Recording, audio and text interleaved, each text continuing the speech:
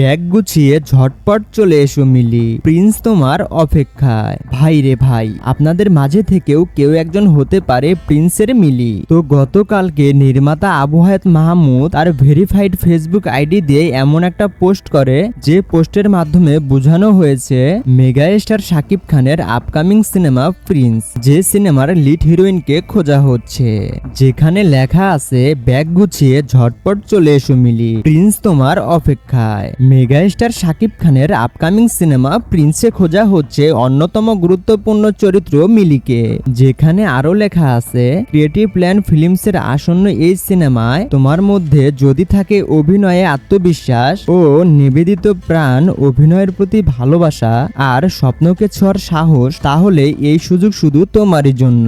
এই পোস্টের মাধ্যমে অনেক কিছু বোঝানো হয়েছে।